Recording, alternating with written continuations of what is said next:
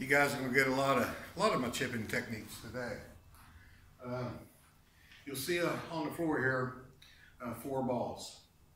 The rear ball is a ball position for a little punch that'll go about half the distance with a sand wedge and then roll out a little bit more than the same amount of distance it was in the air.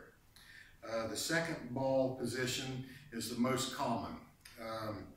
It is a slightly higher ball flight, but a more dependable rollout. It's like a 1-to-1 for a sand wedge, a 1 in the air, 2 on the ground for a pitch and wedge, 1 on the ground, or 1 in the air, 3 on the ground for a 9-iron, the rule of 12 that's been discussed on here before.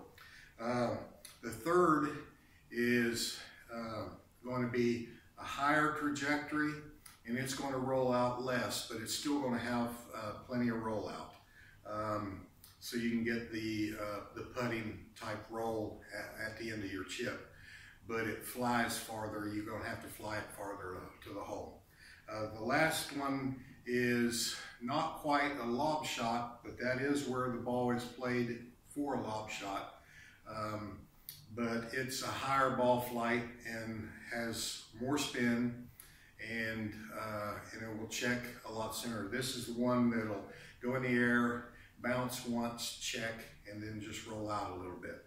But just by changing the ball position in your stance on these chips, you can get different results. So play with all 4 of those, and I'm sure just about every round you're going to have a need for probably 3 of them, if not 4 of them.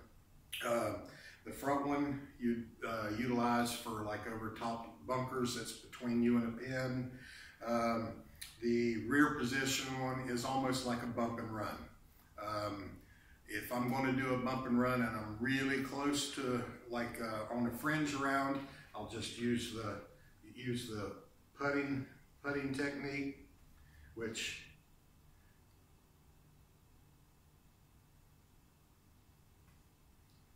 I break down my wrist angle at the ball, so I get speed through the ball. It keeps your club just barely on the ground, makes good contact in the center of club face, and very, very rarely will you end up with these. And very rarely will you end up, as long as this hand doesn't break down like this before impact, you won't have any skulls either. So it's a great technique. It's a great ball position. The balls are about 1.5 inches between them. It's a great technique to use around the greens, even for your pitching. Pitch shots can be the same, utilize the same concept. You can either have an open stance or a square stance. I guess you could have a closed stance too if you want to. I don't know why you would, but just enjoy that, guys. Play around with it. Have fun.